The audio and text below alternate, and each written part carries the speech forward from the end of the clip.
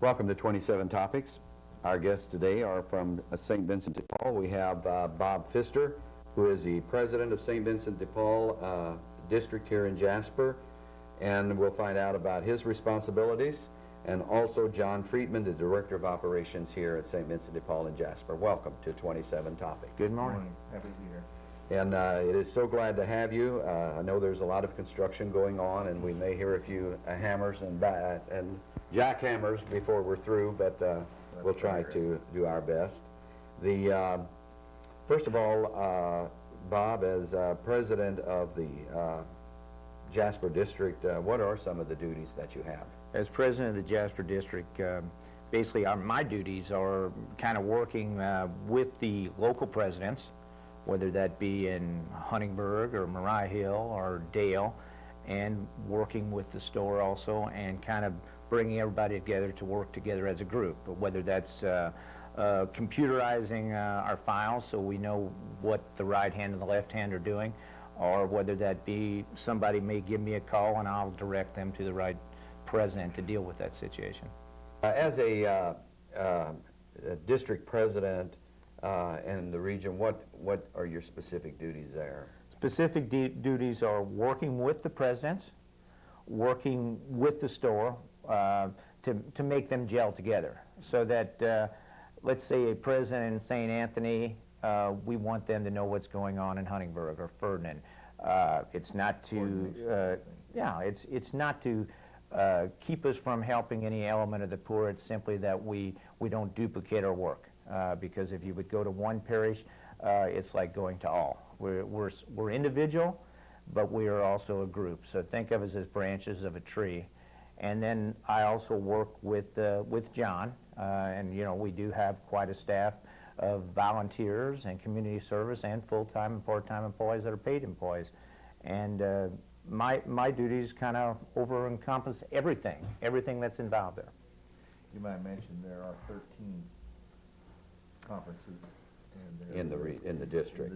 And they're made up, I guess, sponsored primarily by the local Catholic churches, even though basically it's the Jasper the Deanery. help is non-denominational.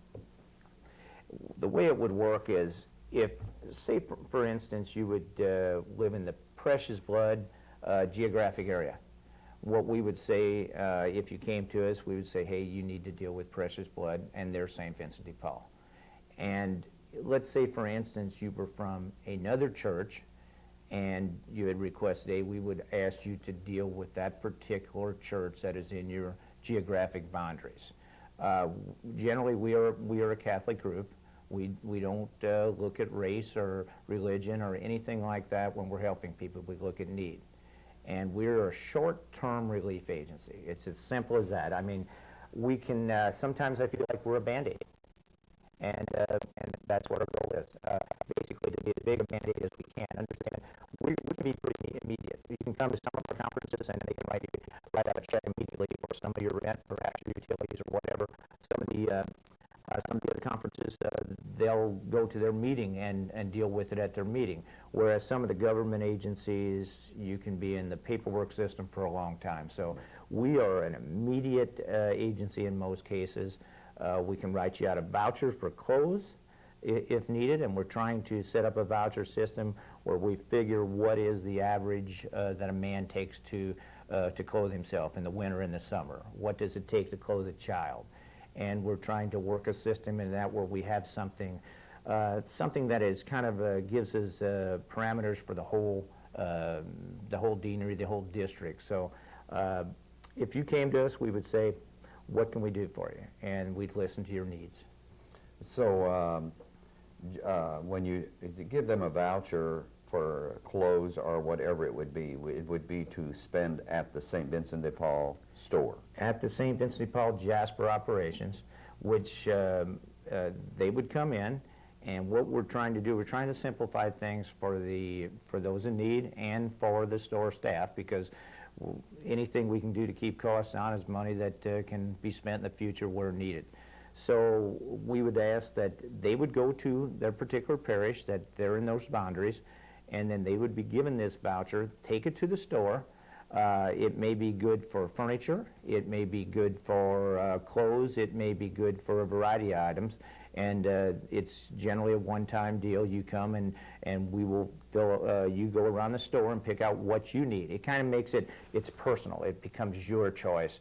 If you have $50 to spend, you can decide, do I take the best jacket and have nothing for pants, or do you shop and shop wisely just like you would do any place in your life? Do I take the best tie or the best suit coat, or do I take something just maybe a little more moderate, and then I have extra money to spend on a different pair of shoes that I like better? And the store is pretty well all donated items. Generally, everything is donated, and I will say, Paul, if you've ever been by there on a Sunday, there's times we'll empty that box. John's staff will, and he's got a great staff, empty that box several times on a Sunday, maybe as often as 3 times, and holiday weeks and after yard sales. And right now we're in the slow season, so if there's people that have things, we'll be glad to take their discardables, usable discardables, and work it right into the system right away. And then, of course, we have seasonal items. We'll store seasonal items till that season comes. And when they drop things off in the night deposit, it gets worked through. Some of the stuff gets baled. Some of the things get used immediately. Some, like I said, are stored for future use, and we're working in the system as needed. Take, for instance, at Christmas. Me and John, we had talked about it, and we said, John, let's get an ad in the church papers, in all the church bulletins, and ask for Christmas trees right now. I mean, we had just sold all our Christmas trees, but on December the 27th, they're a commodity for next year. And we sold, John, what did we sell? About We sold 370 Christmas trees. 370 Christmas trees, but we can't sell those next year if we're not on our mark and asking for those in advance. And the best time to ask for those was right when people were thinking, do I put this in the box till next year, or do I send it to St. Vincent de Paul? And we think sending it to St. Vincent de Paul is a good move.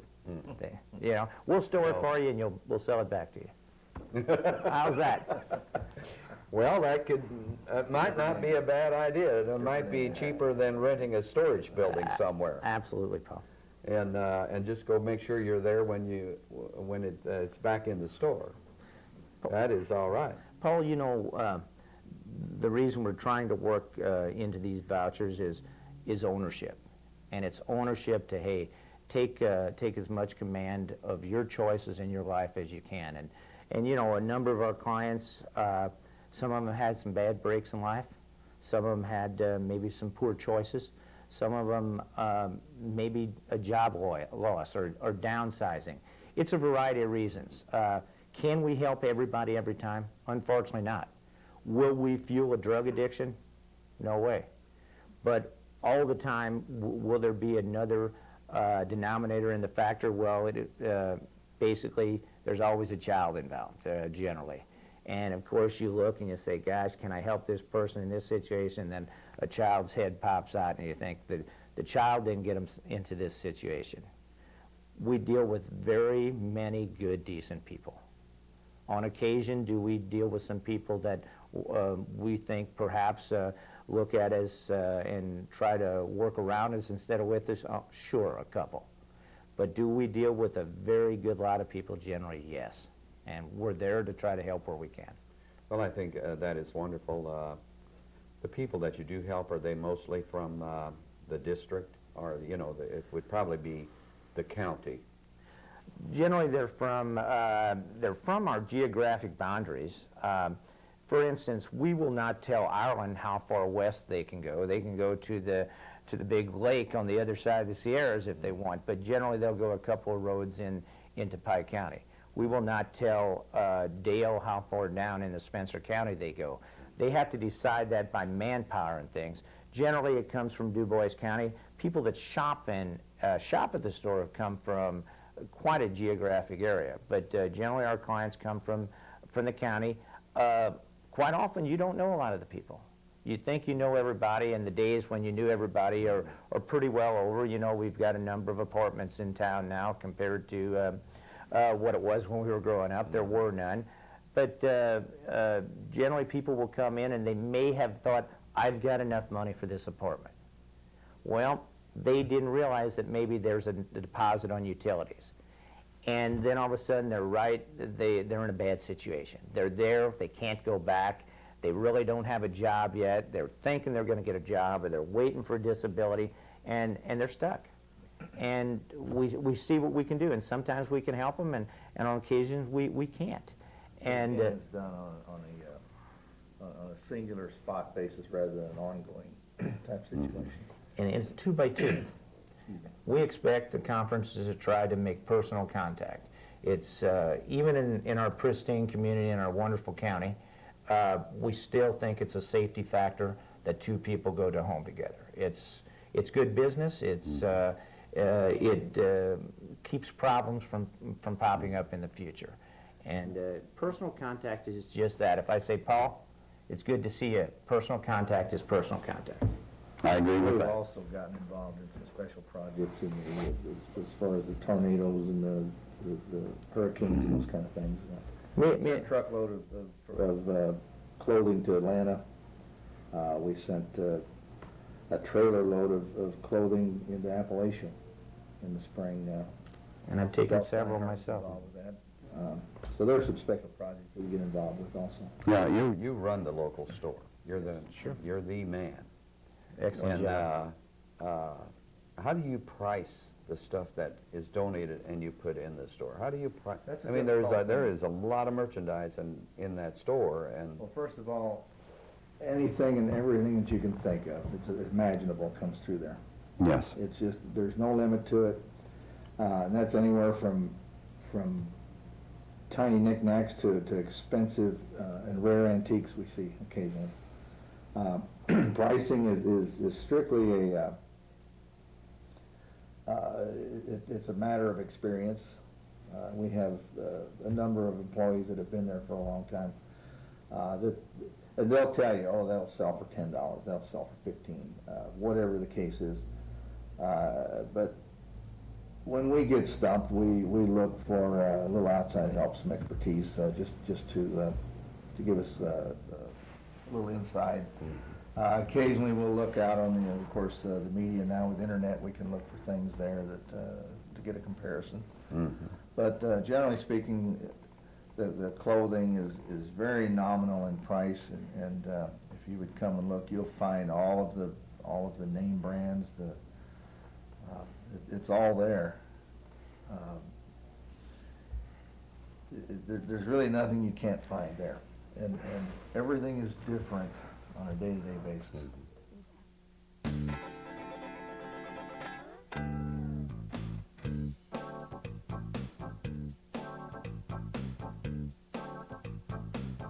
If you or someone you know has a talent to showcase or an event to promote on 27 Topics, please contact this station.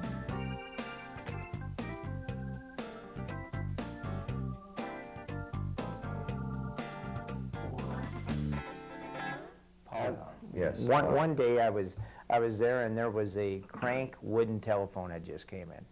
And you know, I had never seen one up close like this, and I was amazed at the size of it. And you think, well, Paul, could you price a crank wooden telephone that was in good shape? It's pretty hard to do. So John, I think, went to the internet, kind of looked what some of these are going for at different locations, and you know, we can make money, and somebody can still get a deal. Saturday, I happened to be out there, and there were a couple of items that came in, and they said they were made in the American zone, which meant Germany after World War II, and which it jumps out at you, and you think, well, wait a minute, this is special. Obviously, those items are meant to raise cash, and that's what they do. And when John sells something, remember this, I want to get this in before the show comes to an end. If I go to the Jasper Utilities and I say, hello, Diane Maringer, how you doing? I'm here to pay Joe's utility bill. And I said, you know what, we're low on cash, but I've got 2 old bicycles, 3 pairs of shoes, and 10 pairs of blue jeans. She will say, Bob Pfister, you're full of it. We can't take those. But if we sell those items and I go in with a check, she'll say, Bob, we'll keep their utilities running. You see what I'm saying? Yeah. Don't ever let it be said that, oh, if I shop at the store, I'm keeping the poor from getting things they need. That is not accurate. If you do not shop at the store, and that's everyone out in the audience that's listening, if you don't shop at the store, we don't have the ability to pay for people's rents, utilities, prescription drugs, and all types of things like that. But if you happen to shop at the store, you'll get a deal. We'll get needed cash. We'll be able to pay our payroll. We'll be able to help the poor. We'll be able to distribute the poor relief to 13 Catholic parishes. Think about that. And if you went to one of those parishes, think of what your assessment would be if we weren't handling the poor relief. So the thing is, shop there. If you're in need, we'll get you a voucher. And you'll get a deal any way you look at it. Now, I know in the various churches, every month you rotate meetings. What's the purpose of that? It's a quarterly breakfast, and it's been going on for a long time, and I look on this next one coming up at St. Joe on March the 12th. It's the 197th. And ironically, or hard to imagine, there's some guys that have been to most of those 197 meetings, and I'm thinking, wow, what it says is there's been a good group long before we came along, and there'll be a good group long after we're gone. And it shows that, hey, we're here to stay, we're permanent. And I look back, at some of the guys that are passing on, you know, and I have on here that I want to mention Charlie Leba, who's down at Dale. And, you know, he was a member for a lifetime. And he passed away several months ago, and we're going to mention him at our next breakfast. And we have other guys that work their butts off. If you remember the old dance hall behind the Schnitzelbank, and there was a group of guys, and you know, Jim Stemphenall in particular, one that was with the operation for a lifetime, and really gave us the building blocks to try to continue. And that's a compliment to them. And there's a host of names that you could not even possibly mention them all. They did their duties in small ways and big ways for the last 50 years. And you know what? I think we're a permanent part of this community, and I think that we've got a good name recognition. And sure, you're going to have people take a shot at you on occasion, but you know what? There's plenty of good people that'll say, hey, I'm sure glad St. Vincent's is there, because where would I go if I needed this or that, and I simply can't afford it. The other thing is the location where you're at, and with the building you opened the store in now, that had to be an asset to St. Vincent de Paul. Absolutely. You know, there were some members that did not want to purchase the new building, and there was a group, and it was a very good group, and this was just, I was a regular member, or president maybe at Holy Family at the time, but they worked hard.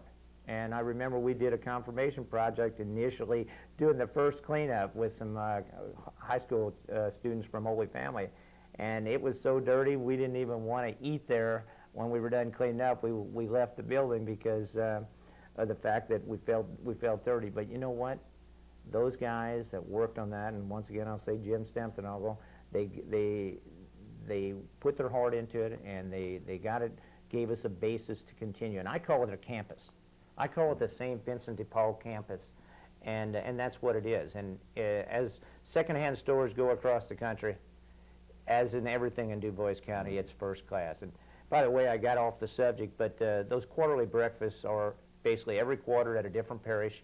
It kind of brings St. Vincent right into your parish. So every 13 meetings will be at your parish, and you'll have a speaker. And this next one at St. Joe will be Father Brenner giving a tour of the building. And we'll do our business meeting and keep some of the regular members posted on what's going on. We'll tell them what we've got in the bank and what we've taken in and what we're in need of, and gets us together and have a nice snack. And some of those breakfasts are hard to beat. I'm sure. You know our caterers here in Du Bois County? Yes, they Okay. serve a meal, no matter Okay. whether it's breakfast, lunch, or dinner. I'm hungry thinking about it. Yeah, they do a great job. How do you recruit? You have officers and things like that. How many people right now are in the district? Or you probably may not know the whole district? Or? Well, you know, I've went to about 11 out of the 13 conferences since I've been president. I kind of made that a goal. And one guy down in Dale told me, he said, I've been a member for 40 years and a district president's never came. And you know what? It's work to go because they have them at different times, but I at least want to show a personal touch. Yes. Some conferences might have 4 active members, some might have 10, some might have 12. I was amazed at how many you would see at Snellville. Just and a nice, good bunch, and all the bunches are great. But generally, you'll have from 4 to 8 members, and they've got a lot of work.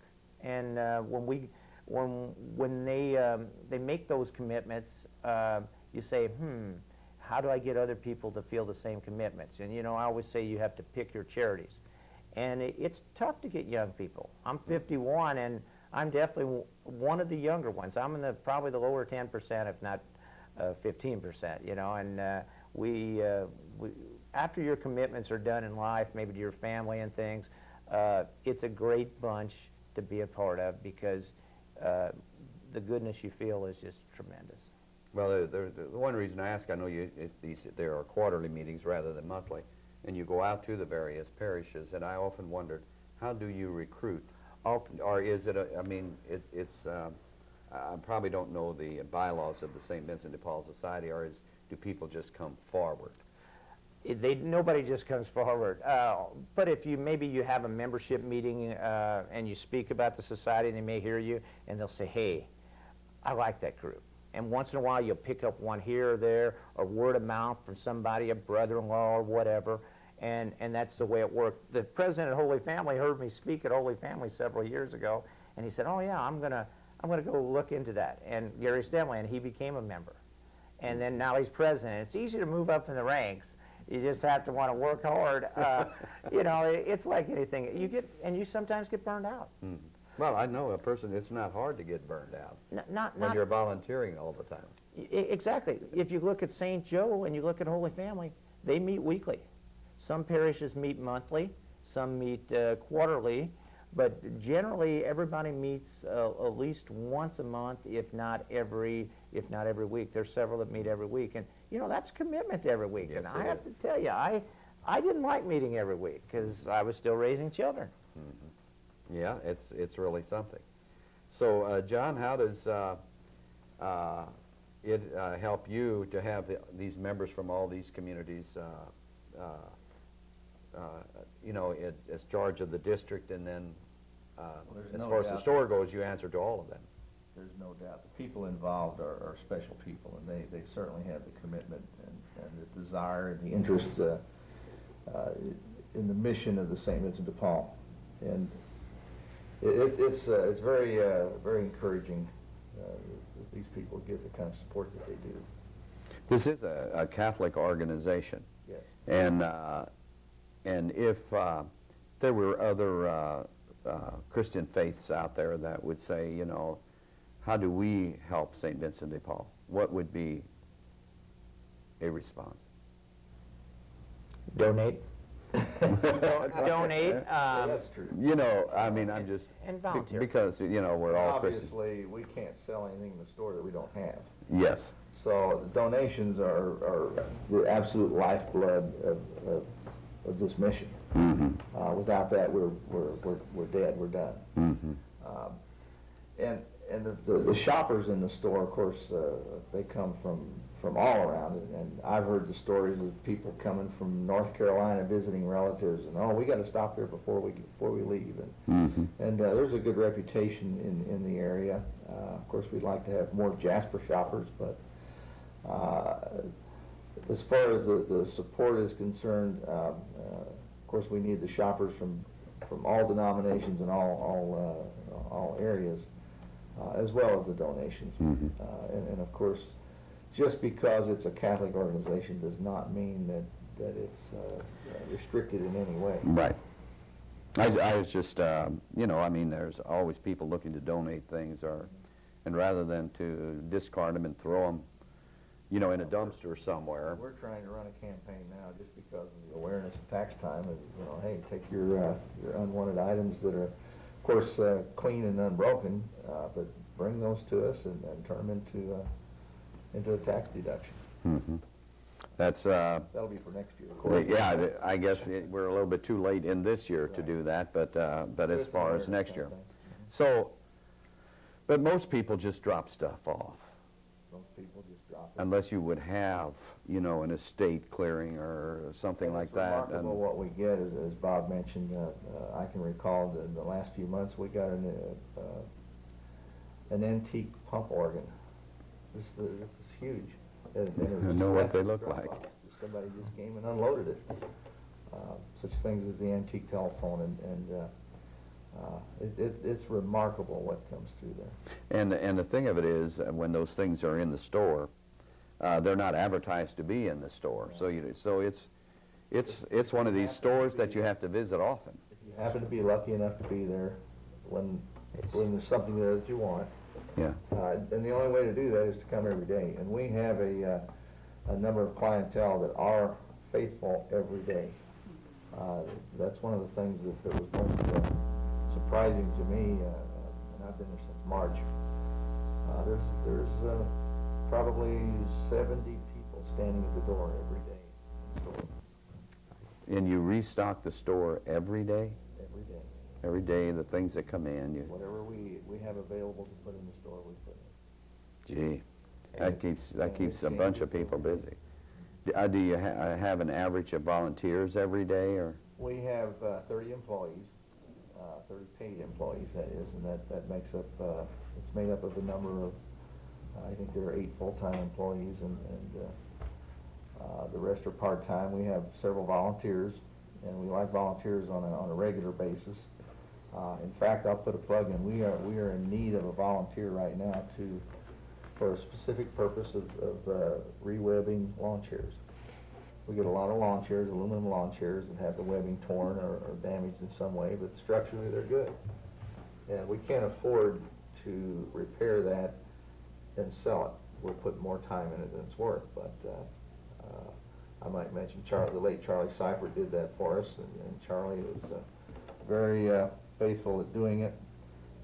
So we need somebody that can do that on a volunteer basis, and we would provide the materials and take them home, do them at will, and bring them back.